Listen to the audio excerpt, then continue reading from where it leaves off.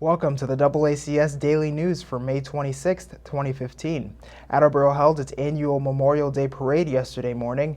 Veterans and city dignitaries participated in the event, along with police and fire departments, area schools, businesses, and nonprofit organizations. A ceremony followed the parade in honor of veterans. Past Commander of American Legion Post 20, Ray Oberg, read the names of 96 Attleboro veterans who passed away since last Memorial Day.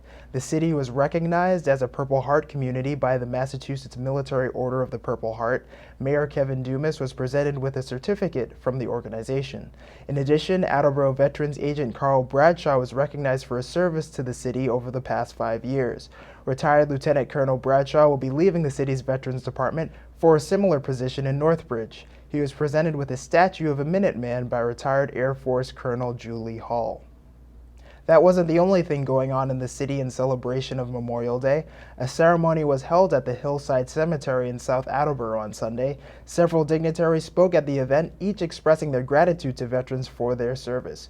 Retired Air Force Colonel Julie Hall gave us her reaction to the ceremony. I'm here to represent all of the veterans of the city of Attleboro. And we have many of the posts, actually all of the posts represented here, DAV, VFW, the auxiliaries, I missed American Legion. So we're here to represent all of those folks. We try very hard to get out here, as many of the folks that we can from the post to get out here. And we always have a great representation of veterans out here to help honor those veterans that have passed away. There was also a special memorial service at Woodlawn Cemetery to honor several Civil War veterans who had nearly been forgotten until their gravestones were unearthed. Former Attleboro Veterans Agent Tom Tully explained their recent finding. We found months ago in the history books about these three men from Attleboro who were in the Civil War, especially Mr. Allison, who was in Company C of the 54th Mass. And we went up looking for the gravestones, but they were buried so bad, one of them was broken into 3 pieces. And Mr. Fredette from the DAV said, well, we'll fund this. We'll get these monuments back to where they should be.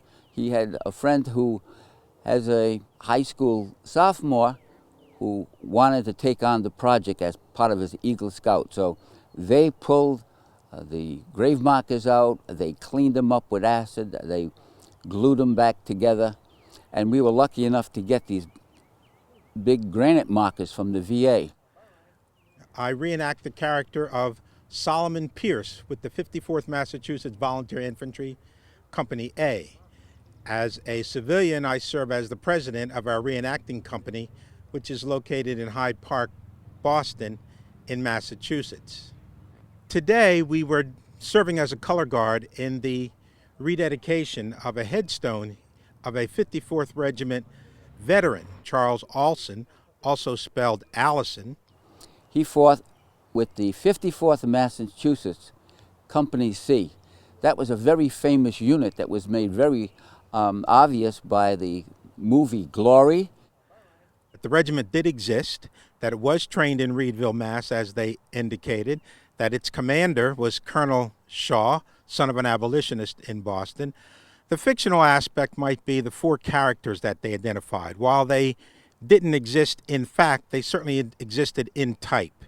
You had characters played by well-known actors who represented any number of life stories that may have existed within the regiment.